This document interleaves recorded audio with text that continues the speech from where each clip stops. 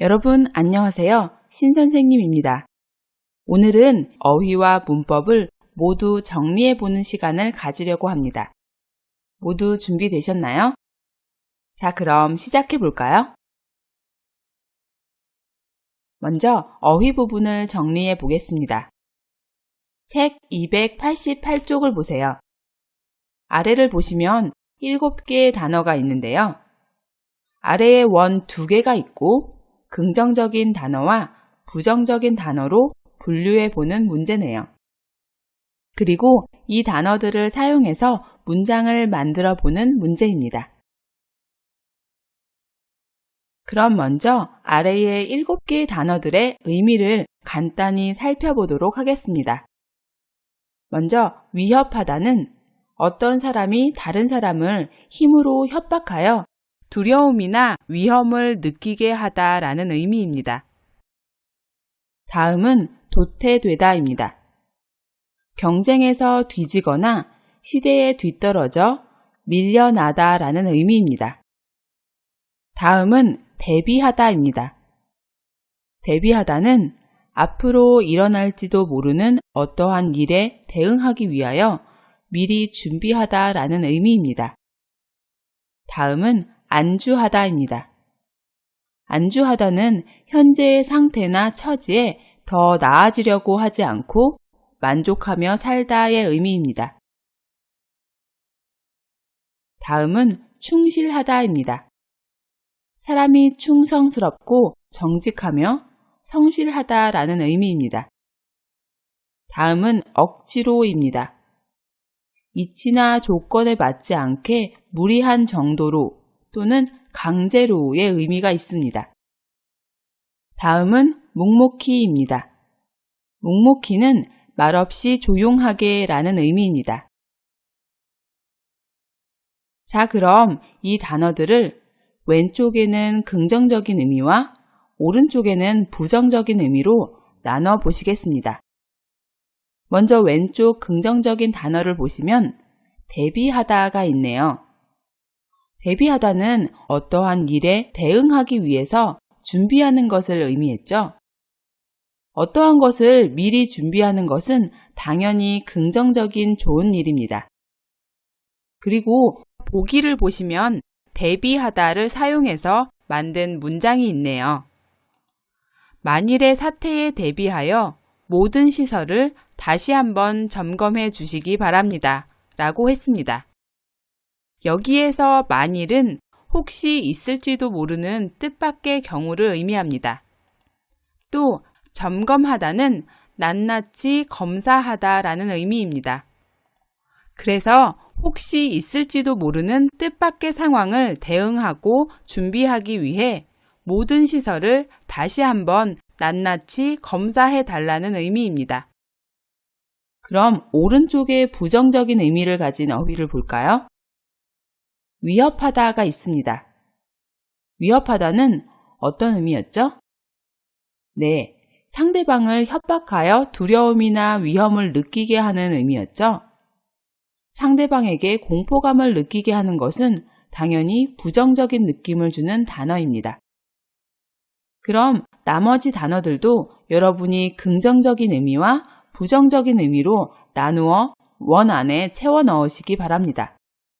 그리고 그 단어를 사용해서 문장을 한번 완성해 보세요.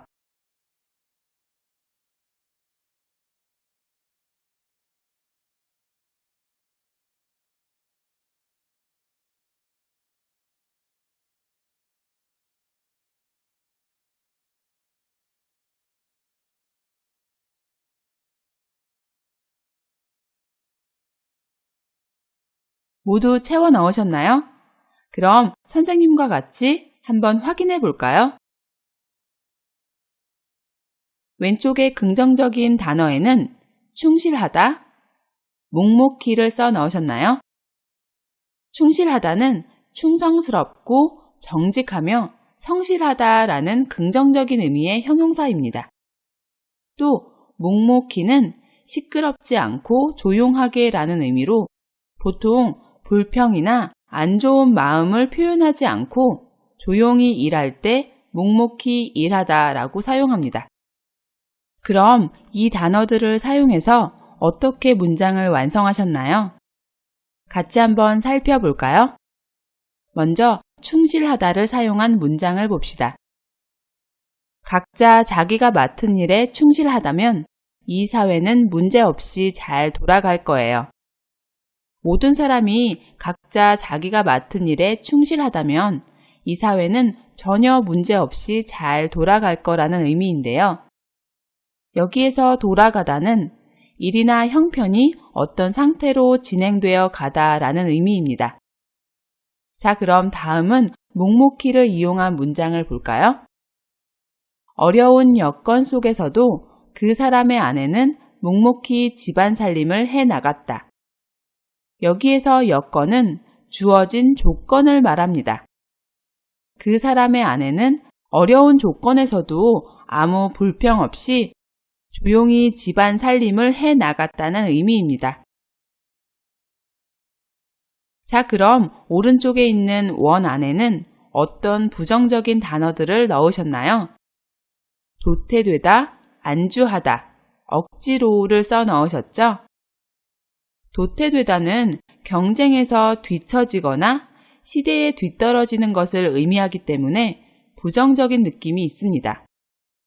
또 안주하다는 현재의 상태에서 발전하려고 하지 않고 지금의 상황에 만족하다라는 의미로 만족하다라는 긍정적인 의미가 있기는 하지만 좀 더 도전을 하거나 새로운 것을 추구하지 않으려는 느낌이 있기 때문에 안주하다는 보통 부정적인 느낌으로 많이 사용됩니다. 마지막으로 억지로는 자신이 원해서가 아니라 강제로, 무리한 정도로라는 부정적인 느낌이 있는 단어입니다. 그럼 이 단어들을 사용해서 완성한 문장들을 살펴볼까요? 먼저 위협하다를 이용한 문장입니다. 핵무기는 인류의 평화를 위협하고 있습니다. 어마어마한 파괴력을 가진 핵무기는 인류의 평화를 위협하고 있습니다. 다음은 도태되다를 이용한 문장입니다. 치열한 경쟁 사회에서 도태되지 않으려면 실력을 쌓는 길밖에 없습니다. 아주 치열한 경쟁 사회에서 도태되지 않으려면, 즉 뒤떨어지지 않으려면 실력을 쌓는 길밖에 없다고 했는데요. 여기에서 길은 방법을 의미합니다. 다음은 안주하다를 이용한 문장을 보시겠습니다. 현실에 안주하는 사람은 큰 발전이 없으니 계속 새로운 것에 도전해봐. 현실에 만족하면서 새로운 것에 도전하지 않는 사람은 큰 발전이 없습니다. 그래서 계속 새로운 것에 도전해보라고 조언하는 내용이네요. 다음은 억지로를 이용한 문장입니다. 하기 싫은 일을 억지로 하면 능률도 오르지 않고 금방 지루해지기 마련이에요. 하기 싫은 일을 억지로, 즉 강제로 하면 능률도 오르지 않고 금방 지루해지는 것이 당연한 일이라는 내용입니다. 자, 그럼 두 번째 문제를 보시겠습니다. 다음의 제시어와 관계 있는 단어를 쓰십시오 라고 했습니다. 책 289쪽을 보시면 단어들이 있네요. 제시된 단어들과 관계가 있는 어휘를 쓰시면 됩니다. 먼저 보기에 제시된 단어들을 볼까요? 유전자 조합, 동물 복제, 줄기세포라고 했습니다. 유전자 조합은 어떤 개체가 가지고 있는 유전자 중에서 임의의 유전자의 배열 순서를 바꾸어 이전과는 다른 새로운 유전자를 만들어내는 것을 의미합니다. 또 동물 복제는 동물의 피부나 세포를 통해 그 동물과 똑같은 유전자를 가지고 있는 동물을 만들어내는 것을 의미합니다. 줄기세포는 여러 종류의 신체 조직으로 분화할 수 있는 능력을 가진 세포를 의미하는데 이 줄기세포를 이용해서 손상된 조직을 재생하는 등의 치료에 응용하기 위한 연구가 진행되고 있습니다. 이렇게 유전자를 인위적으로 조합하고 동물을 똑같이 복제하고 줄기세포를 이용해서 난치병이나 불치병을 치료하는 일은 바로 사람이나 동식물과 같은 생물이 가지고 있는 고유한 유전 기능을 여러 가지 산업에 이용하는 기술을 의미하는 생명공학과 관련이 있는 일들입니다. 자, 그럼 아래에 1번부터 5번까지 제시된 단어들을 보시고 그 단어들과 관련이 있는 단어를 288쪽의 표 안에 써 넣으시기 바랍니다.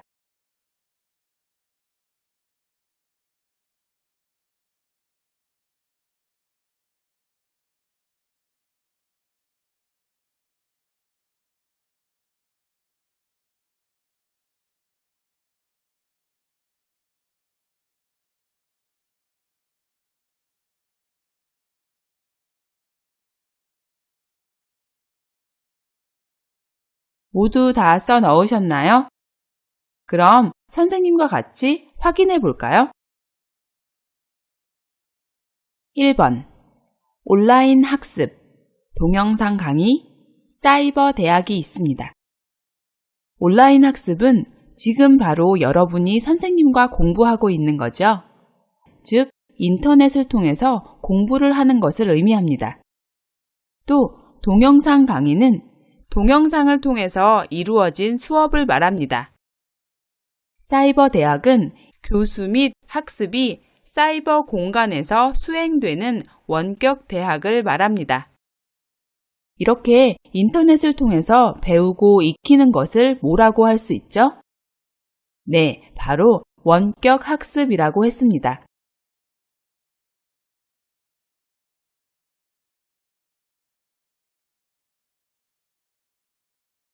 다음 제시된 단어들을 볼까요?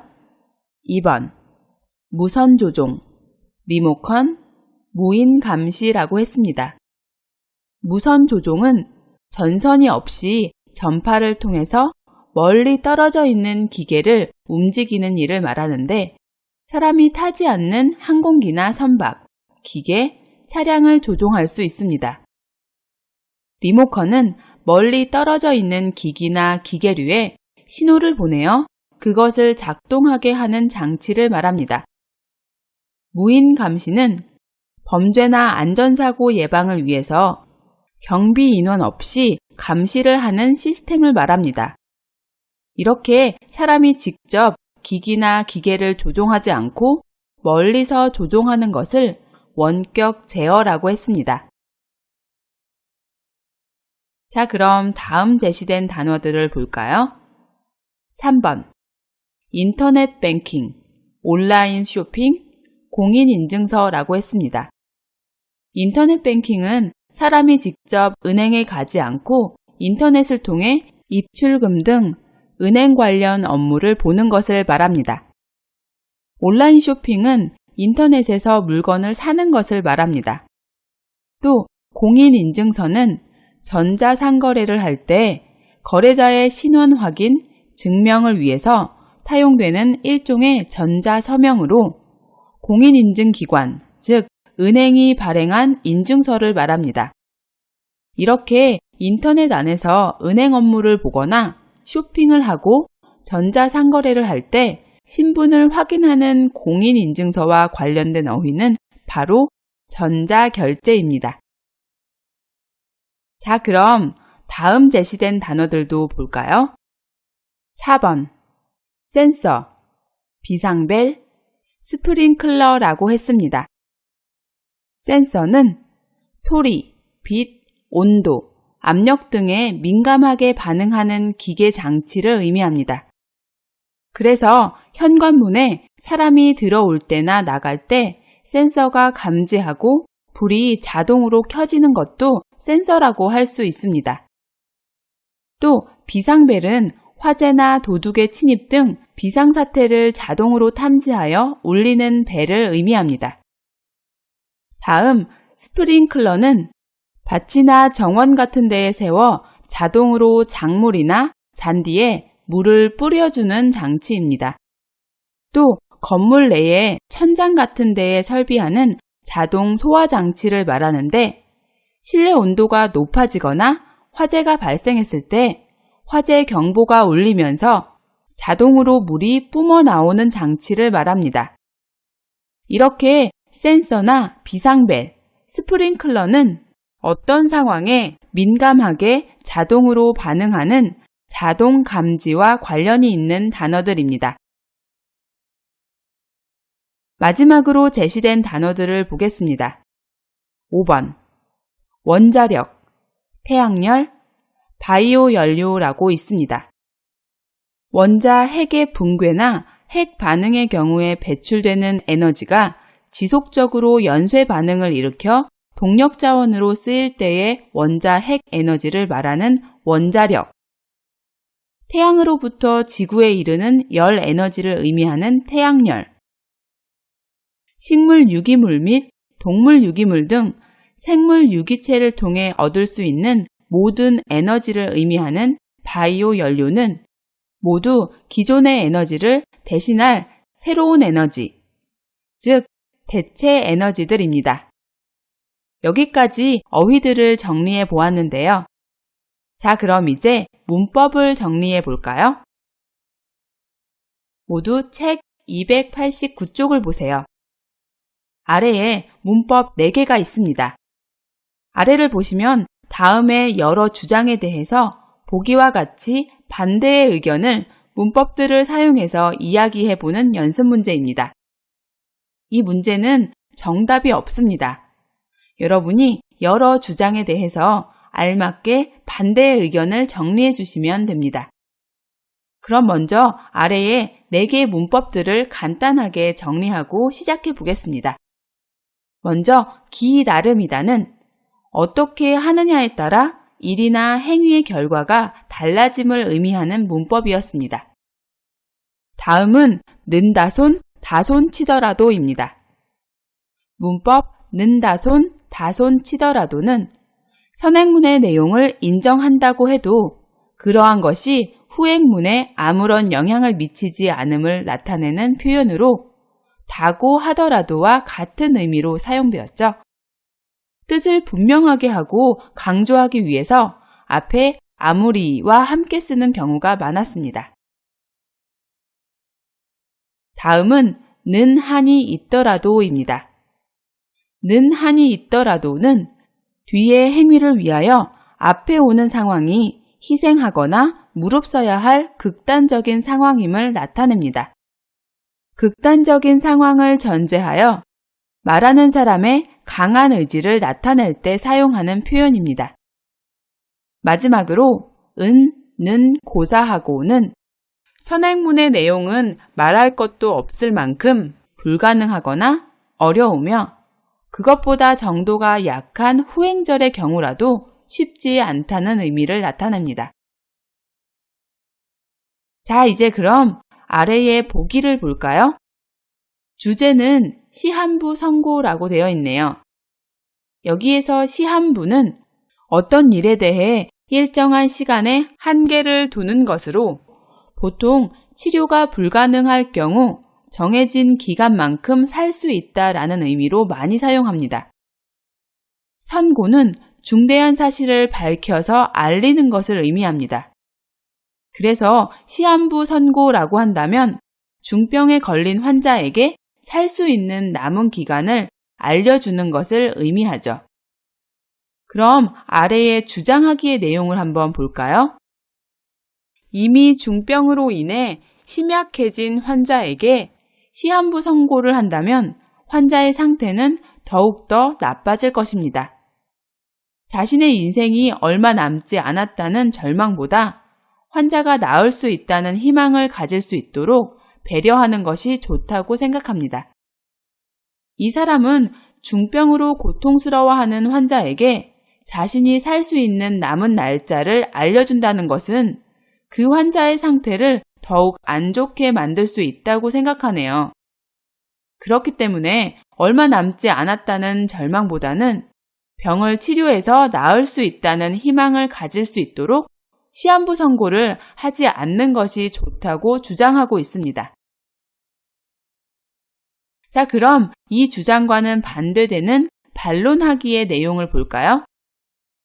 환자에게 무엇이 더 나은 방법인지는 생각하기 나름입니다. 처음에는 죽음을 받아들이기 힘들다손 치더라도 그것은 개인이 겪어야만 하는 삶의 과정이라고 생각합니다. 고통의 시간을 보내는 한이 있더라도 환자 스스로가 자신의 인생을 정리할 수 있도록 미리 알려줘야 합니다. 앞에서 시한부 선고를 하지 말아야 한다는 주장에 반대하는 내용이네요. 시한부 선고는 그렇게 나쁜 것만은 아니라고 이야기하고 있는데요. 환자에게 무엇이 더 좋은 방법인지는 생각에 따라 다르다고 말하면서 문법 기 나름이다를 사용했습니다. 처음에는 죽음을 받아들이기 힘들다고 하더라도 그것은 환자 개인이 겪어야만 하는 삶의 과정이라고 생각한다고 말하면서 는다손, 다손치더라도를 사용했네요. 환자가 시한부 선고를 받고 고통의 시간을 보내는 극한 상황을 무릅쓰고 환자 스스로가 자신의 인생을 정리할 수 있도록 미리 알려줘야 한다고 말하면서 는 한이 있더라도를 사용했습니다. 여러분은 어떻게 생각하시나요? 자, 그럼 책 290쪽을 보세요. 두 번째 주제가 있는데요. 두 번째 주제는 정리해고입니다. 정리해고는 경영에 어려움을 겪는 기업이 경쟁력 강화 및 생존을 위해서 구조 조정을 할 때 종업원을 해고하는 것을 의미합니다. 아래의 주장하기를 보겠습니다. 여러분들도 아시다시피 요즘 회사의 재정 상태가 아주 나쁩니다. 회사가 살아남을 수 있는 길은 인원 감축밖에 없습니다. 여기에서 인원 감축은 인원을 줄이는 것을 의미합니다. 회사의 재정 상태가 나쁘기 때문에 회사가 살아남으려면 인원을 줄이는 방법밖에 없다고 이야기하면서 정리해고를 해야 한다고 주장하고 있네요. 장기적으로 볼 때도 생산시설을 자동화하여 인력을 줄이는 것이 생산비의 단가를 높여 판매 수입을 늘리는 가장 효과적인 방법이라고 생각합니다. 장기적으로 볼 때도 생산시설을 자동화하여 정리해고를 하면 월급으로 나가는 경비를 줄일 수 있고 그렇게 되면 생산비의 단가를 높여서 판매 수입을 늘릴 수 있다고 이야기하고 있습니다. 여기에서 단가는 물건 한 단위의 가격을 의미합니다. 물건 한 단위의 가격을 높이면 그만큼 판매 수입이 늘어나겠죠? 그럼 이 사람의 주장에 여러분은 어떤 반론을 제기할 수 있을까요? 여러분이 배운 문법을 사용해서 한번 반론을 써보시기 바랍니다.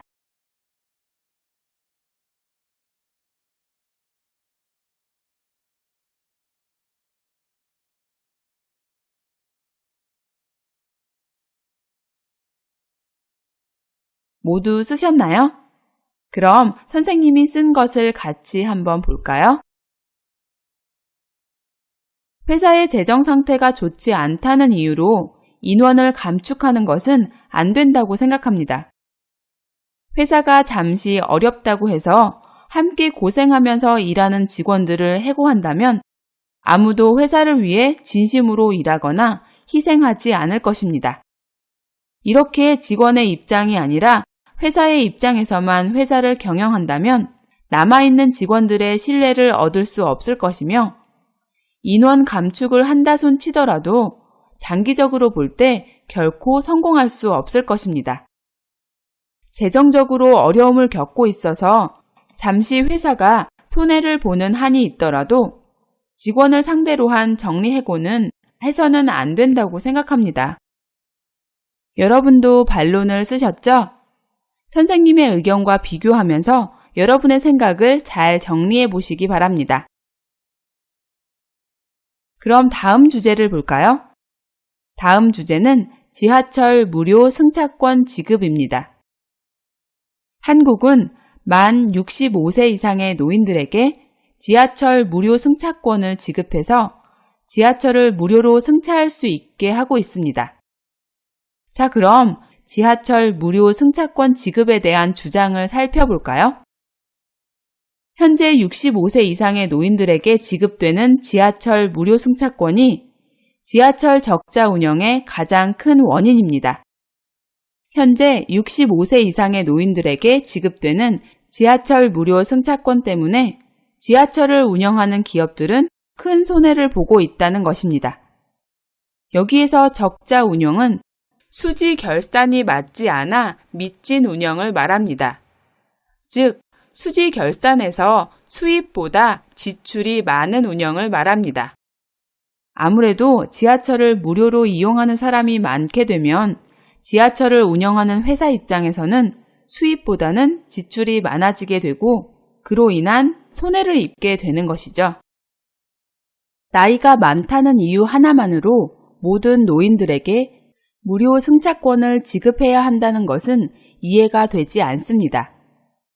수익자 원칙에 따라 이용하는 사람이 비용을 지불하는 것은 당연합니다. 나이가 많다는 이유 하나만으로 모든 노인들에게 무료 승차권을 지급해야 한다는 것은 말이 안 된다고 이야기하면서 수익자 원칙에 따라 이용하는 사람이 비용을 지불하는 것이 당연하다고 했는데요. 여기에서 수익자 원칙은 수익자 부담의 원칙이라고도 하는데요. 이익을 받는 사람이 돈을 내야 한다는 말입니다. 예를 들어서 학원에 가서 피아노를 배운다면 피아노를 배우는 사람, 즉 수익자는 배우는 것에 대한 돈을 내야 한다는 원칙입니다. 그래서 노인들, 즉 지하철을 이용하는 이익을 받는 수익자가 아무런 대가를 지불하지 않는 것은 말이 되지 않는다는 의미입니다. 여러분은 어떻게 생각하세요? 이 주장에 대한 반론을 제기한다면 어떤 글을 완성할 수 있을까요? 선생님이 쓴 글을 같이 한번 볼까요?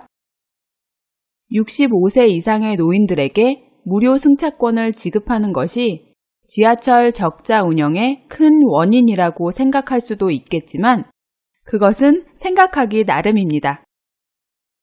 65세 이상의 노인들에게 무료 승차권을 지급하는 것을 노인 복지라고 생각한다면 노인들을 수익자로 볼 수 없을 것입니다. 복지란 인간으로서 누려야 할 최소한의 권리를 보장해주는 사회 안전망이기 때문에 무료 승차권은 노인들이 받는 복지 혜택이라고 할 수 있습니다. 노인들에게 필요한 다양한 복지를 제공하는 것은 고사하고 기존에 지급되던 무료 승차권을 중단한다면 노인들이 받아야 하는 권리를 빼앗는 일이 될 것입니다. 여러분은 이런 주제에 대해서 어떻게 생각하십니까? 여러분의 의견을 배운 문법을 사용해서 잘 정리해 보시기 바랍니다. 여러분, 오늘은 여기까지 공부하도록 하겠습니다. 오늘도 공부하느라 수고 많으셨습니다. 다음 시간에 또 만나요.